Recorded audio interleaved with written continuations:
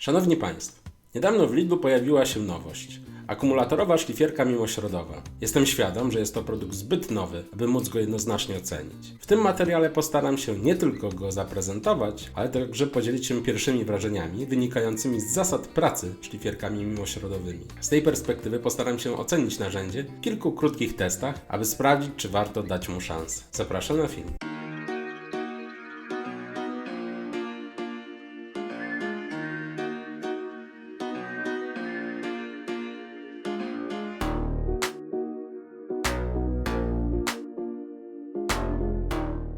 Akumulatorowa szlifierka mimośrodowa Parkside'a PAEXS20Li jest zapakowana w walizkę jak większość narzędzi z serii X20V Team. Prezentowany zestaw sprzedawany jest bez akumulatora oraz ładowarki, ale te oczywiście łatwo nabyć oddzielnie. W zestawie znajdujemy oprócz samego narzędzia z zamontowanym zbiornikiem na pył 4 papiery ścierne o gradacjach 60, 80, 120 i 240. Mamy również adapter do podłączenia systemu odsysania, no i oczywiście instrukcję obsługi. Szlifierka ma 155 mm wysokości, korpus ma około 100 mm szerokości, nie licząc stopy i rękojeści, i maksymalnie 300 mm długości, licząc od początku wyprostowanej rękojeści do końca akumulatora, a 230 mm nie uwzględniając tego uchwytu. Samo narzędzie waży 1233 gramy, z akumulatorem 2 Ah 1655, a z baterią 4 Ah już 1940. Rozmiar korpusu jest porównywalny z sieciową szlifierką mimośrodową Parkside'a PEXS270. Od przodu znajduje się uchwyt, którego pochylenie możemy regulować wykorzystując odpowiednią śrubę blokującą. Szlifierka ma od przodu pokrętło regulacji wyskalowane od 1 do 6, które pozwala zmieniać skokowo szybkość obrotową w zakresie od 3 do 12 tysięcy obrotów na minutę. Średnica stopy wynosi 125 mm, a średnica ruchu mimośrodowego nie została podana przez producenta, ale według mojego pomiaru wynosi około 3 mm. Przesuwny włącznik urządzenia znajduje się od góry narzędzia. Zauważmy, że szlifierka nie wystartuje, nawet gdy wyłącznik jest ustawiony w pozycję włączoną, a my dopiero wkładamy akumulator. Z kolei w tylnej wystającej części korpusu montujemy akumulator. Zaskakujące, że ustawiany jest on horyzontalnie, co przesuwa środek ciężkości w górę i do tyłu. Zauważalne jest przechylenie szlifierki na materiale przy zamocowanym większym akumulatorze. Przy pracy szlifierką mimośrodową zalecany jest równomierny docisk na całą stopę. W szczególności nie zaleca się jej przechylania. W takim przypadku zatem będziemy musieli zbalansować szlifierkę, wykorzystując np. przedni chwyt. Z drugiej strony należy jednak pamiętać, że w szlifierek mimośrodowych nie należy nadmiernie dociskać. Zalecany nacisk mieści się w przedziale od 1 do 2 kg, czyli tyle, ile waży samo urządzenie. Dodatkowa siła, zwłaszcza gdy pracujemy z akumulatorem 4 Ah, spowoduje, że przekroczymy ten przedział rekomendowanych wartości. Przyznam, że poza festulem w większości znanych mi przypadków, jak choćby w szlifierce Ryobi, akumulatory montuje się w ustawieniu pionowym, co powoduje, że cała obudowa jest bardziej zwarta, a środek ciężkości położony bliżej osi obrotu oraz niżej. Pod akumulatorem z kolei znajdujemy zbiornik na pył w formie plastikowej kasety. Aby opróżnić zbiornik, po jego demontażu z urządzenia należy otworzyć górne wieczko. Na plus należy uznać fakt, że producent wyposażył go w filtr. W takim przypadku zbiorniki pozwalają na dosyć efektywną eliminację nawet drobnych cząstek pyłu, lepsze niż w przypadku toreb materiałowych. Jednak zawsze w przypadku pracy szlifierkami mimośrodowymi zaleca się stosowanie odciągu pyłu. Poza oczywistym zmniejszeniem ilości go w powietrzu, a zatem czystszym warsztatem i mniejszym narażeniem zdrowia, wpływa to także na efektywność samego szlifowania poprzez zmniejszenie ilości pyłu zalegającego w przestrzeni między materiałem a papierem ściernym. I tutaj mamy możliwość zastosowania adaptera i podłączenia np. odkurzacza. Oczywiście mocujemy go w miejsce zbiornika na pył. Jeśli ktoś narzeka, że szlifierka akumulatorowa musi być wpięta w przewodowy odkurzacz, niech nie zapomina, że nawet Parkside ma w swojej ofercie akumulatorowy odkurzacz. Jeśli spojrzymy na stopę, to widzimy, że przystosowana jest ona do krążków mocowanych na rzep. Mamy tutaj jedno z typowych rozmieszczeń otworów odbierających pył. Jest ich 8 i są usytuowane równomiernie mniej więcej w połowie odległości od środka stopy do jej brzegu. Nie ma więc problemu z dostępnością odpowiednich papierów ściernych. Spójrzmy teraz, jak wygląda kwestia ergonomii. Konstrukcja wymusza położenie ręki od góry i ewentualne dołożenie drugiej na uchwycie, zwłaszcza gdy tę pierwszą chcemy ulokować bliżej baterii. Konstrukcja szlifierki również w zasadzie uniemożliwia objęcie korpusu dłonią nisko nad stopą, chyba że zdemontujemy uchwyt z przodu. Zastosowanie takiego chwytu potencjalnie redukuje prawdopodobieństwo przechylania się korpusu w trakcie pracy i nierównomiernego nacisku.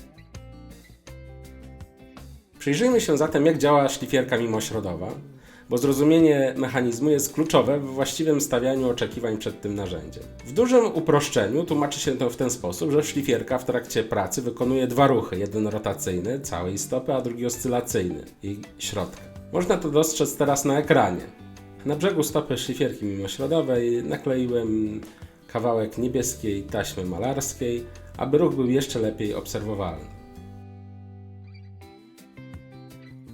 Żeby zrozumieć, w jaki sposób wymuszony jest ten ruch, odkręciłem stopę jednej ze szlifierek mimośrodowych. Widać tutaj w środku metalowy krążek, przez który przechodzi oś silnika. Nie jest ona jednak ułożona w środku krążka, delikatnie od niego odsunięta. I to jest właśnie ten mimośród. Wspomniany krążek jest umieszczony w środku łożyska kulkowego. Z kolei na zewnątrz łożyska znajduje się plastikowy pierścień, do którego mocuje się stopę. Taka konstrukcja powoduje to, że z jednej strony ruch kołowy wykonuje środek stopy, a równocześnie kręci się sama stopa wokół wędrującego środka. Proszę zauważyć, że ten drugi ruch łatwo zatrzymać, stosując nawet niewielką siłę. Dlatego niektórzy narzekają, że przy większym nacisku stopa ich szlifierki przestaje się obracać. Jest to jednak w zupełności normalne. W języku angielskim ten typ szlifierek określany jest mianem Random Orbit Sander, czyli szlifierek o losowych orbitach. Ta losowość wynika z faktu, że niejednorodny materiał i mimo najlepszych chęci niejednorodny docisk sprawiają, że prędkość obrotu stopy jest zmienna, a zatem i trajektorie drobinek na papierze ściernym przestają być jednorodne, a w konsekwencji ślady szlifowania nie są jednorodne. Średnica tarczy, im większa średnica ruchu mimośrodowego, tym szybciej odbywa się proces szlifowania. Z drugiej strony, tym wyraźniejsze ślady i tym więcej pracy potem trzeba ewentualnie poświęcić przy końcowym ręcznym szlifowaniu.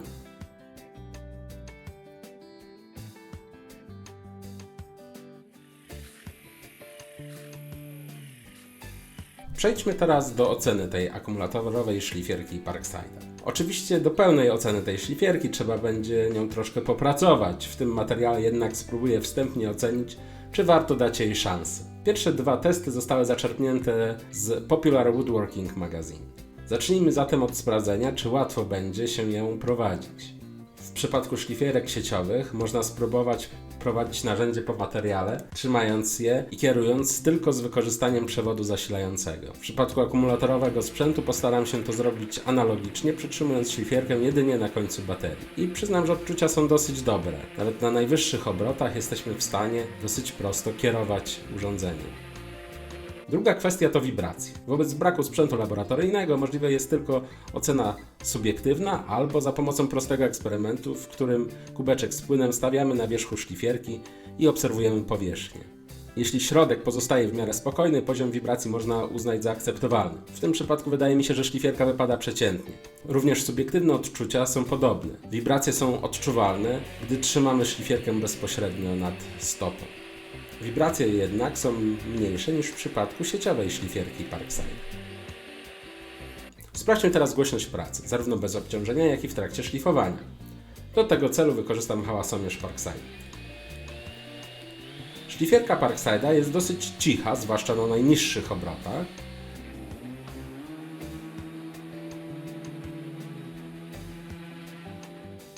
Co ciekawe, gdy zastosujemy akumulator 4Ah staje się ciut głośniejsza.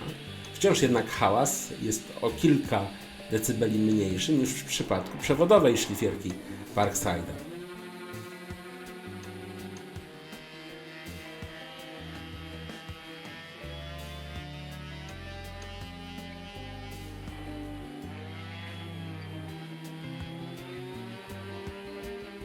Pamiętajmy jednak, że szlifierki nie są cichymi urządzeniami. Teraz zobaczymy, jak szlifierka pracuje z podłączonym zbiornikiem na pył.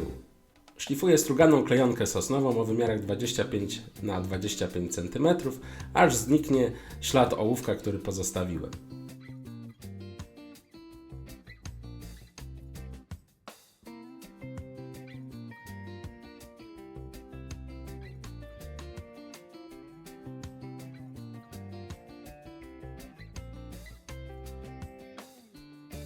Trzeba przyznać, że zbiornik spisał się całkiem nieźle.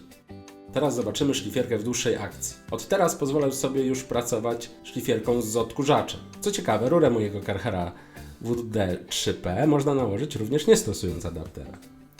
W tym teście będę szlifował klejonkę sosnową o wymiarach 25×25 cm, używając papieru ściernego o gradacji 120. Każdorazowo będę rysował na klejonce wzór ołówkiem i szlifował aż do jego zniknięcia. Czynność będę powtarzał aż do rozładowania 2Ah akumulatora. Pamiętajmy, że szlifierkę należy prowadzić dosyć wolno, około 2,5 cm na sekundę.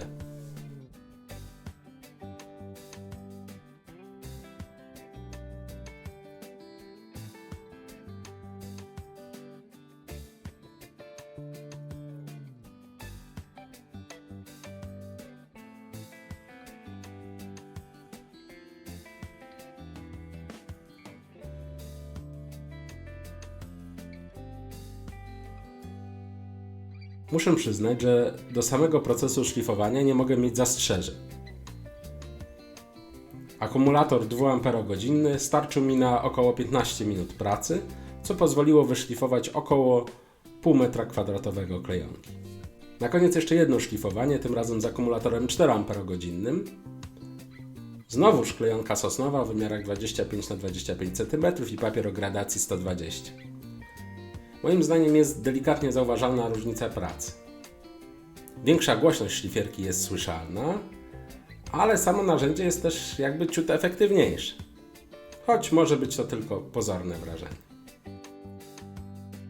Ciężko jednoznacznie ocenić to narzędzie po tak krótkim użytkowaniu, zwłaszcza, że nie wiadomo, jak wygląda kwestia niezawodności sprzętu. Na szczęście mamy 3 lata gwarancji. Testy w tym materiale miały raczej na celu pokazanie, na co zwrócić uwagę i sprawdzić, czy warto będzie tej szlifierce dać szansę. Ja spróbuję jej teraz poużywać przez dłuższy czas. Na koniec chciałbym tylko podkreślić, że jakość szlifierek może zauważalnie różnić się nawet w obrębie tego samego modelu i tej samej marki. Dlatego nie zdziwię się, jeśli pojawią się opinie skrajnie różne od moich. Ja byłem bardzo pozytywnie zaskoczony.